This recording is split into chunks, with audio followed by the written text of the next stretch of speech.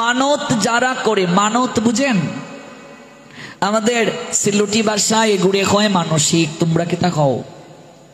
মানত মানসিক দুটোই বলে। বাহ, তো তোমরা লোকে দেখা যায় আমরার মিল আছে।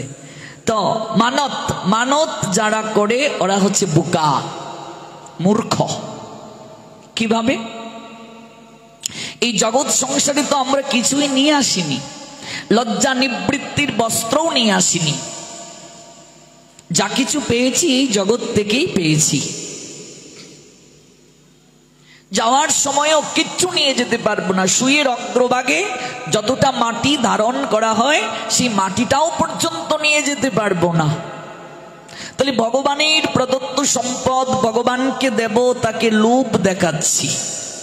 লোভটা কিভাবে? লোভটা হলো তুমি আমাকে এই দাও, যদি আমার ইচ্ছে পূরণ হয় তাহলে আমি তোমাকে এটি দেব।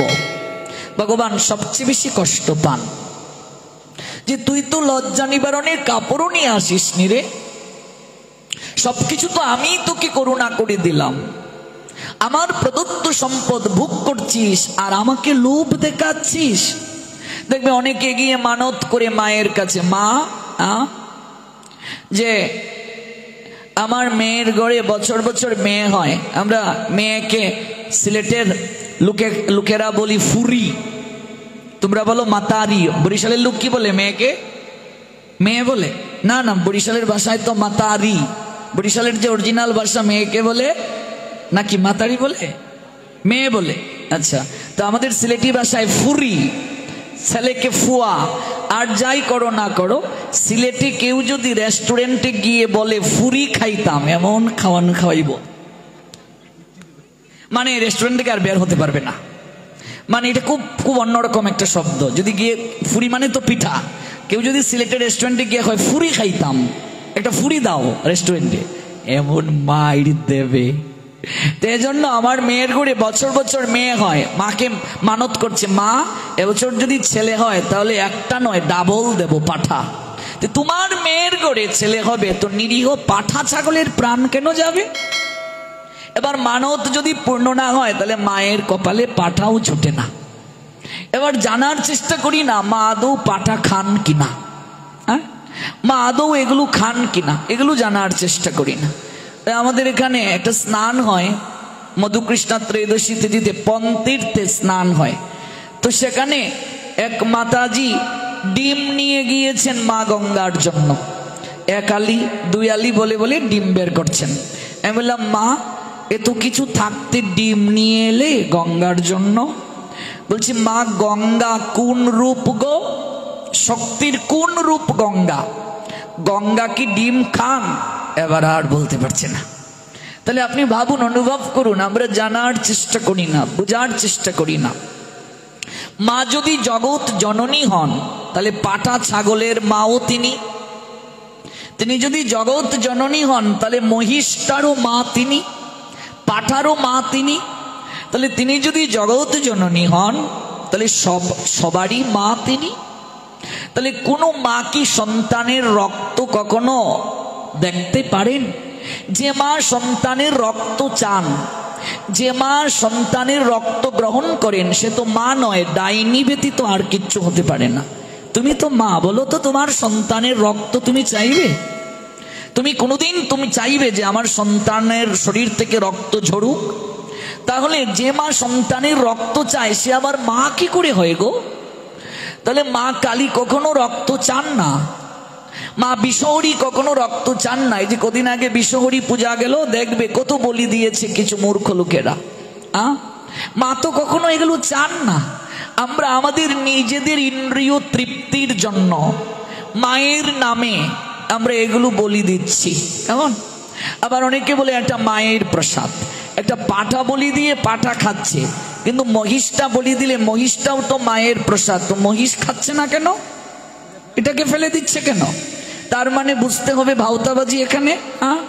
পাঠা যদি মায়ের প্রসাদ হয়, মহিষটাও তো প্রসাদ, এটা ফেলে দিচ্ছ কেন? এই জন্য কখনো মানত করবে না।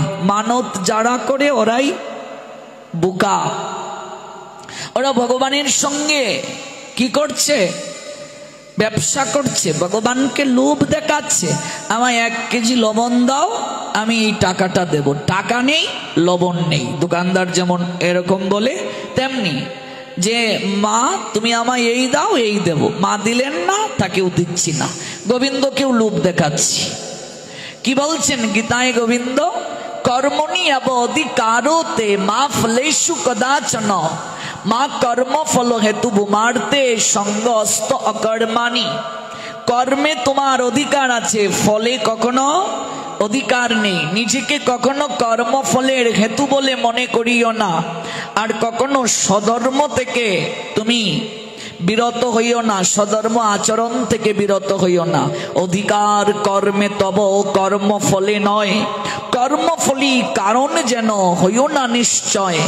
কর্মফল আকাঙ্ক্ষী হয়ে কর্ম না করিও, কর্মত্যাগে তুমি কবু আসক্ত না হইও। কি সুন্দর কথা দেখুন। ভগবান বলছেন তুমি কেবল কর্ম করে যাও, ফল আমি প্রদান করব। ভগবান বলছেন আমি ফল দেব, এ নিয়ে তুমি কেন চিন্তা করছো? You have a right to perform your prescribed duty. তুমি তোমার ডিউটিটা অর্থাৎ কর্মটা ঠিকভাবে করে যাও, but you are not entitled to be fruits of action. কিন্তু কর্মফল কি হবে এই নিয়ে তুমি চিন্তা করো না, এটা তোমার এটা ডিপার্টমেন্ট নয়। ভগবান বলছেন এটা আমি প্রদান করব। Never consider yourself to cause of the result of your activities and never be attached to not doing your duty, said almighty creator Krishna. Shrimad Bhagavad Gita 2 chapter Sankhyayoga 47 verse. তাহলে আমি তো আগেই চিন্তা করছি যে আমায় এটা দাও, তোমায় এটা দেব।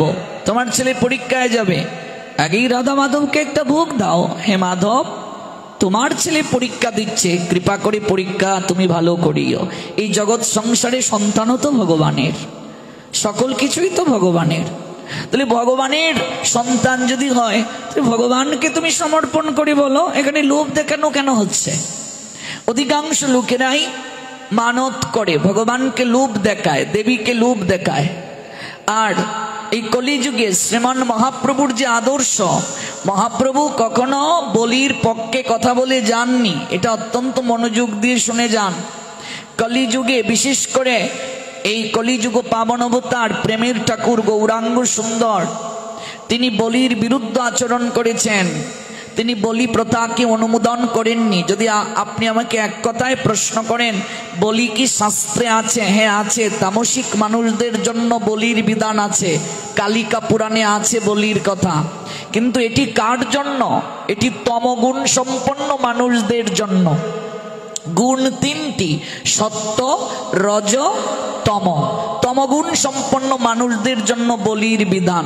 এবার আপনাকে ভাবতে হবে আপনি কোন জায়গায় আছেন, আপনার স্তর কোথায়। আপনি কি তমগুণে আছেন? আসরিক ভাব সম্পন্ন যারা, অসুর ভাব সম্পন্ন লোকদের জন্য বলির বিধান কেমন? এটি কখনো নিবৃত্তি মার্গদের জন্য নয়। মার্গ দুটি, একটি প্রবৃত্তি মার্গ আর একটি নিবৃত্তি মার্গ। প্রবৃত্তি মার্গ হচ্ছে ভোগ, নিবৃত্তি মার্গ হচ্ছে ত্যাগ। প্রবৃত্তি মার্গে বলি আছে, কিন্তু এটার রেজাল্ট ভয়াবহ। প্রবৃত্তি মার্গ যারা পালন করে তাদের পরিণামে কষ্ট পেতে হবে, যন্ত্রণা পেতে হবে। যখন বলি দেয়া হয় তখন দেখবেন একটা পাঁঠাকে বলি দেয়া হচ্ছে, তার মুখটা বাঁধা হচ্ছে দড়ি দিয়ে। তারপর একটা কদলি গাছের মাঝখানে রেখে বা একটা কোনো কিছুর কাঠির মাঝখানে রেখে রামদা হাতে নিয়ে একজন দাঁড়িয়ে আছে বলি দেবে। আচ্ছা ভাবুন তো, যে লোকটা বলি দেবে সে তখন কি চিন্তা করছে? যে বলিটা যেন ঠিকভাবে হয়, লেগে যেন না যায়। বহু জায়গায় দেখেছি এরকম রামদা দিয়ে কূপ দিয়েছে, বলি হয়নি, ওই জায়গা থেকে দৌড়ে চলে গেছে পাঁঠা, আংশিক কেটেছে। বহু জায়গায় এরকম ঘটনা হয়। আচ্ছা এই লোকটা ভাবছে কি? ভাবছে হচ্ছে পাঁঠাটা যেন ঠিকভাবে বলি হয়। লোকটা কার চিন্তা করছে? পাঁঠার চিন্তা করছে না অন্য চিন্তা করছে? এই সময়ে তার চিন্তাটা কি? পাঁঠার চিন্তা বা ছাগলের চিন্তা। আর যে পাঁঠাকে বাঁধা হলো সে কার চিন্তা করছে? যে আমার দোষটা কি, আমায় কেন বাধা হলো, আমি কষ্ট পাচ্ছি, সে নিশ্চয়ই মানুষের চিন্তা করছে যে তাকে বেঁধেছে। গীতায় একটা শ্লোক আছে, আপনারা অবশ্যই জানেন, মৃত্যুকালে মানুষ যে চিন্তা নিয়ে দেহ রাখে তার দেহটা সেইভাবে পুনরায় লাভ হয়। এটা আছে কি নেই গীতায়? মৃত্যুকালে, ইয়েস ইয়েস ইয়েস, মৃত্যুকালে মানুষ যে ভাব নিয়ে দেহ রাখে সেইভাবে তার পরবর্তী গতি প্রাপ্ত হয়। ভরত মহারাজ হরিণের বাচ্চার কথা চিন্তা করে দেহ রাখলেন, পরবর্তী জন্মটা তার হরিণ হলো।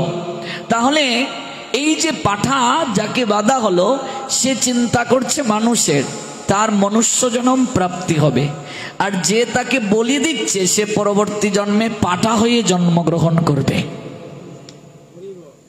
এটা আমার কথা নয়, এটা গীতার দর্শন।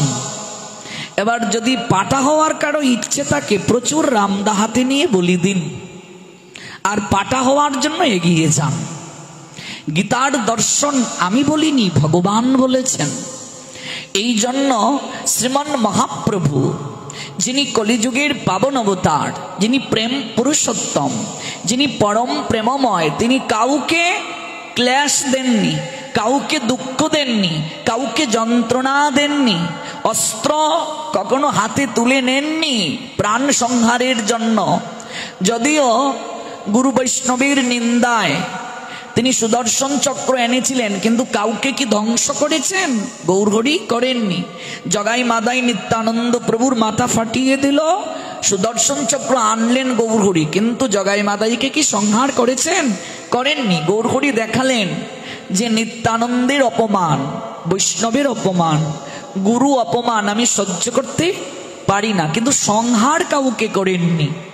গৌরহরি হলেন প্রেমের ঠাকুর, তিনি প্রেমের অবতার, তিনি অবতার শিরোমণি। আমরা কলিযুগের মানুষ, আমাদের আরাধ্য ভগবান হলেন শ্রীমান মহাপ্রভু। আমাদের যুগ ধর্ম হচ্ছে নাম সংকীর্তন, ভাগবত যজ্ঞ, এগুলো আমাদের যুগ ধর্ম। কাজে আমাদের যুগ ধর্মে গৌরহরির আদর্শে কখনো বলির কথা নেই রে মা। কাজে আমরা যেন এই প্রবৃত্তি মার্গ থেকে বের হয়ে আসি, এবং মানত বুকালুকেরাই করে, উচিত নয়। একটা উদাহরণ দিচ্ছি, তোমার 3টি সন্তান মনে করো, একটা সন্তান কথা বলতে পারে না। দুর্গা পূজায় তুমি কাপড় চোপড় কিনতে যাবে, 2টো সন্তান যারা কথা বলতে পারে তোমার কাছে কত বায়না দিয়েছে, ওমা আমার জন্য এটা কিনবে, ওমা আমার জন্য এটা কিনবে।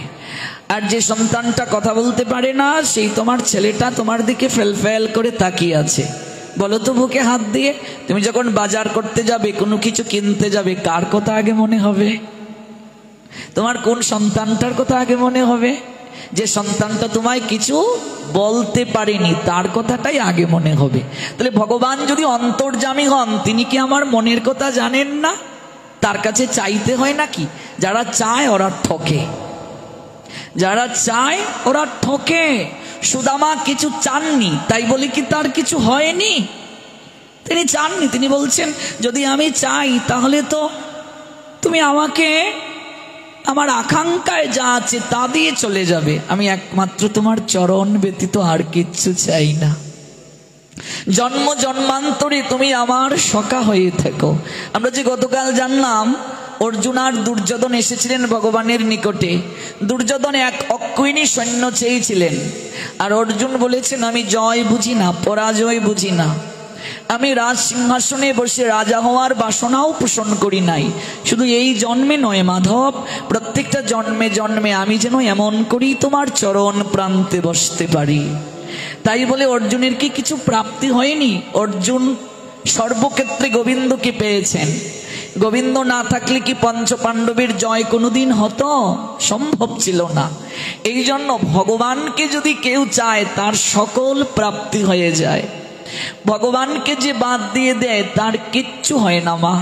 একের ডান পাশে শূন্য দাও 10 হবে, আরেকটা শূন্য 100, আরেকটা শূন্য 1000, তারপর শূন্য যত বাড়াবে বাড়তেই থাকবে, একের মান বাড়বে। 1000, 10,000, 1 লক্ষ, 10 লক্ষ, 1 কোটি বাড়তেই থাকবে। এক যদি কেউ সরিয়ে নেয় শূন্যের মূল্য আছে। সংসারে যে ভগবানকে দূরে সরিয়ে দেয়, কখনো সে ভালো থাকতে পারবে না, কোনোদিন সম্ভব নয়।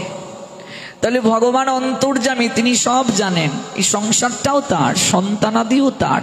তার সন্তান ভালো থাকবে, তার সন্তান যেন ভালো থাকে, দুধে ভাতে থাকে, আমরা তার কাছেই সমর্পিত করে দেব।